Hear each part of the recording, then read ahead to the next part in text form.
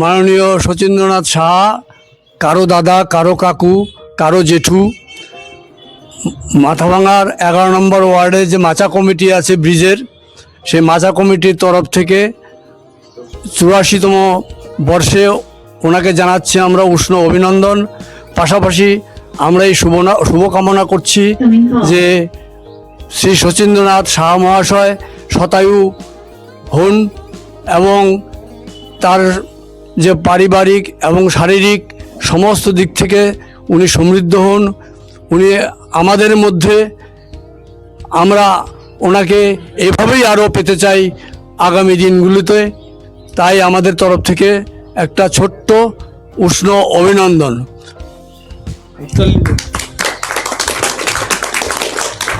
আচ্ছা, এখানে আমার একটা সংশোধনী আছে, 84তম যেটা, সেটা হচ্ছে অফিসিয়ালি 84তম। হ্যাঁ, কিন্তু আসলে বাবার বয়স কিন্তু 86, 2 বছর বাড়ানো রয়েছে।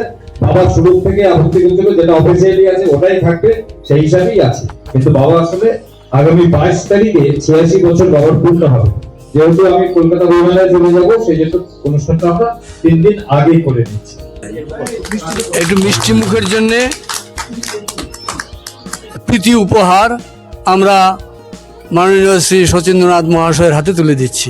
আপনারা বরাবরই এখানে অংশগ্রহণ করেছেন, ইতিপূর্বে আপনাদের দেখেছি। নিয়ে নেওয়ার চেষ্টা করবেন। এখানে চূড়ান্ত সিদ্ধান্ত যদি নিতে হয়, যদি সেই তার জন্য ফয়সালা না হয়, তাহলে এই সিদ্ধান্ত নেবেন আমাদের মাননীয় শ্রী শচীন্দ্রনাথ সাহা মহাশয়। উনি বলতে গেলে চিফ জাস্টিস। এখানে টোটাল 14টা টিম রয়েছে।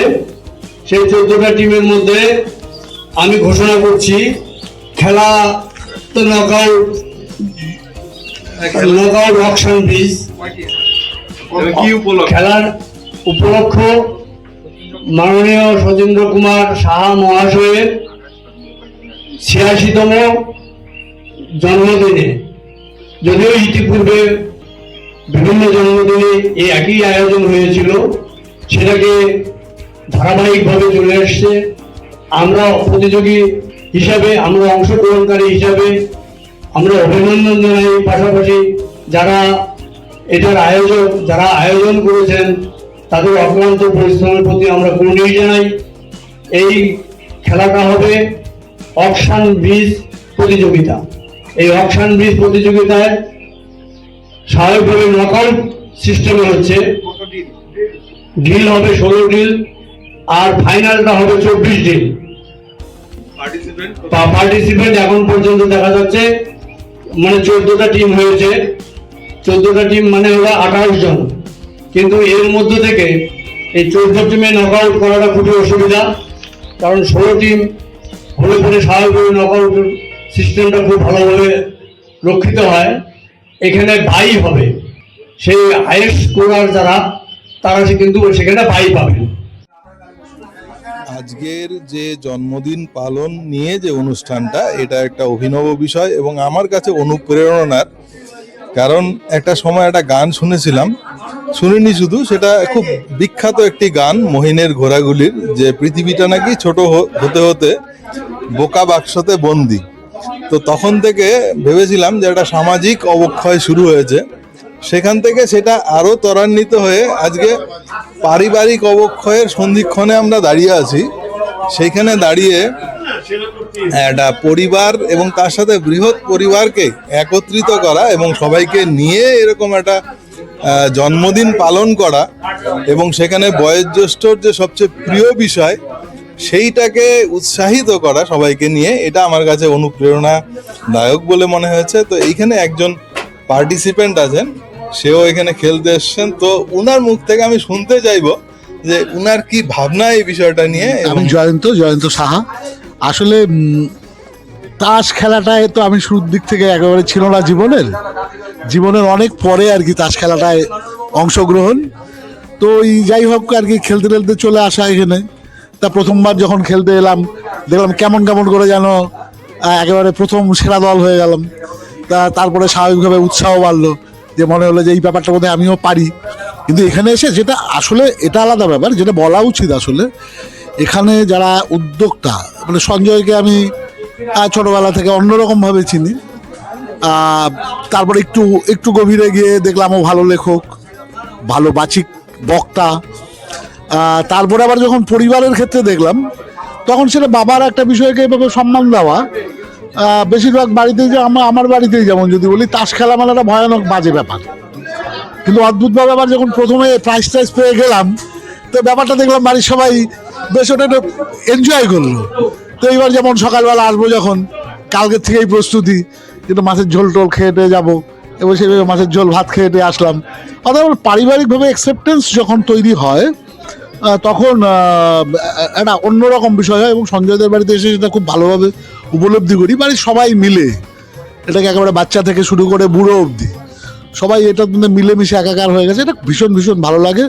এটা থাকুক, সম্ভব হলে এটা যদি ছড়িয়ে পড়ে আরও বেশি ভালো হয়। আর ধন্যবাদ আপনাকেও, আপনি এরকম একটা বিষয় সবার সামনে তুলে ধরার চেষ্টা করছেন।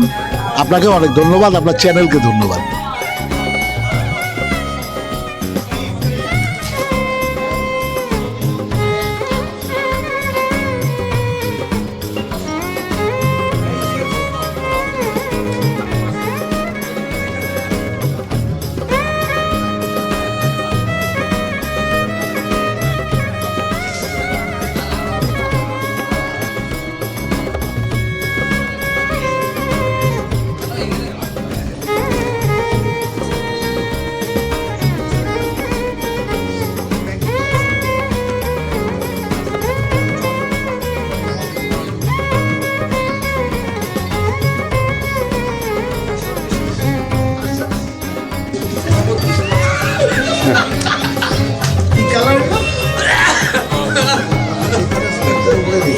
আমি সঞ্জয় সাহা, যার জন্মদিন আমরা পালন করছি, আমি তার বড় ছেলে।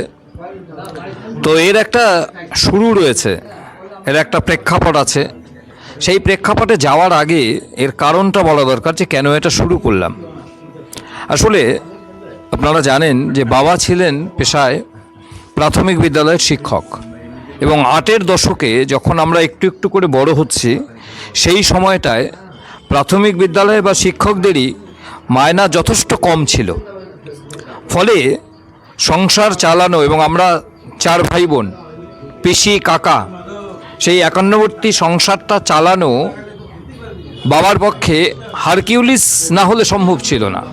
তো এই হারকিউলিয়ান যে টাস্ক, সেটা করার জন্য যে মানসিক শক্তি দরকার, অনেক পরে বুঝেছি যে এই মানসিক শক্তিটা বাবা সেই মানসিক শক্তিটা সংগ্রহ করত তাসের আড্ডা থেকে।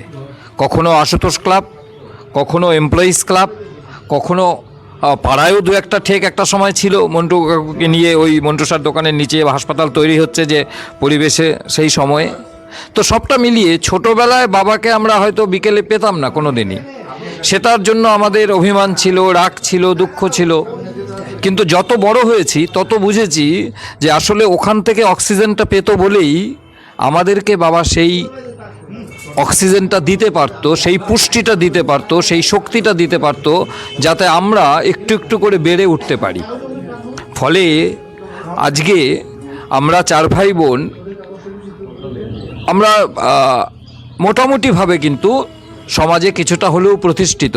এবং বাবা মাই আমাদের শিখিয়েছিল যে যে কোনো ইনকামেই সুখে থাকা যায়। হ্যাঁ, বাবা কোনোদিন টাকার পেছনে ছোটেননি। এই যে তাস খেলাটা ছিল 5-6 ঘন্টার, তারপরে কিন্তু ওই কষ্ট করে থাকাটা আমরা কখনো কষ্ট মনে করিনি। সেই যে কোনো ইনকামে সুখে থাকা এবং তার জন্য যে অক্সিজেন, সেটা বাবা ওখান থেকে যেহেতু পেত, তো আমার পরবর্তীতে বা আমাদের পরবর্তীতে মনে হয়েছে যে সেটাকে স্বীকৃতি দেওয়ার জন্য বাবার যখন 80 বছর বয়স হলো, সেবারই প্রথম, এবং সেবারে খুব গ্র্যান্ডারাসলি এটার আয়োজন করেছিলাম, একেবারে নিচে বড় প্যান্ডেল করে। হ্যাঁ, সেটা খুব বড় করে করেছিলাম, এইরকম এত ঘরোয়াও না, ওটাকে বড় করে বলা যায়। হ্যাঁ, 80 বছরের জন্মদিনটা। এবং সেটাই পোস্টার করেছিলাম যে 80-তে 80ও। একটা বিখ্যাত সিনেমা ছিল 80-তে 80ও না, আমরা বলেছিলাম 80-তে 80ও। সেই ক্যাপশনটা এখনও রয়েছে। হ্যাঁ, এবার 84, আবার এখানে আবারও পরিষ্কার করে দিই যে অফিসিয়ালি 84, আসলে সেটা 86।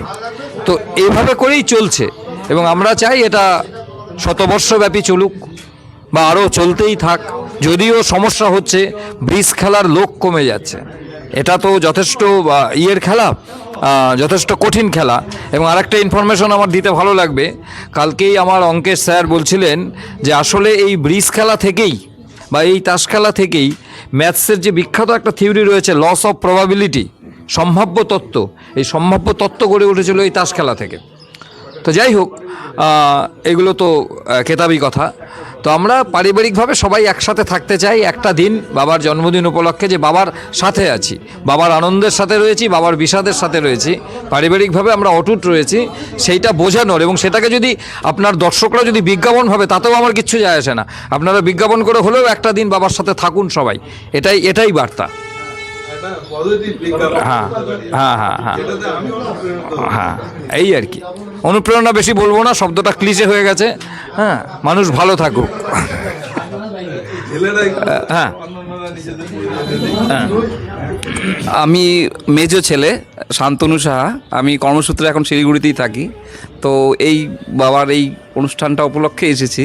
তো এটা আমার কাছে খুবই অনুপ্রেরণার।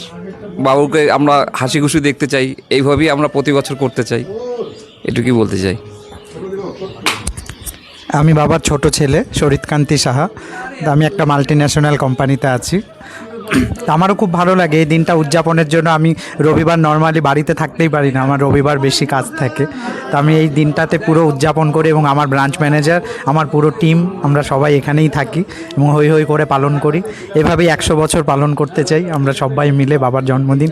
আপনারা সবাই আসুন, এর পরের বার আরও সবাইকে চাই পাশে। যারা যারা এই খেলায় অংশগ্রহণ করতে চান, জানেন, বিন্দুমাত্র উৎসাহ রাখেন, প্রত্যেকে এই খেলায় আসুন, আমাদের ভালো লাগে। আপনি যখন আগে প্রশ্ন করুন। খেলতেন তখন কেমন লাগতো, আর হচ্ছে এখন যখন ছেলেরা আয়োজন করছে এত লোক সবাই বেশ আনন্দ করছে, এখন কেমন লাগে? প্রথম দিকে খুবই দুঃখ হতো, যেহেতু একা ঘরে এসে পড়েছি। মানে বিকাল হলে স্কুল থেকে এসেই চলে যেত ক্লাবে, তখন একা থাকতে হতো। তারপরে আস্তে আস্তে ছেলে মেয়ে হয়, হয়। তা আমার খারাপ লাগেনি কোনো দিন। হ্যাঁ, খারাপ লাগেনি, কিন্তু বলতাম, খুব বলতাম। আর বাড়িতে সংসারে কোনো অভাব উনি রাখতো না। উনি সংসারের যাবতীয় জিনিস বুঝিয়ে দিয়ে তারপরে ওইসব করতেন, আমার কোনোটার অভাব ছিল না। হ্যাঁ,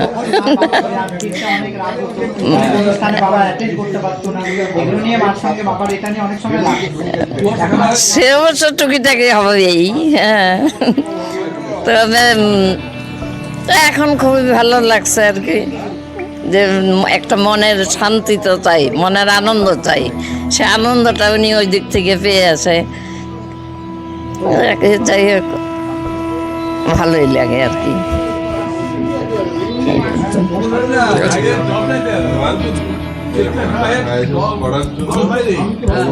আমি এখানে আসতে পারলাম, আমি নিজে এখানে অনুপ্রাণিত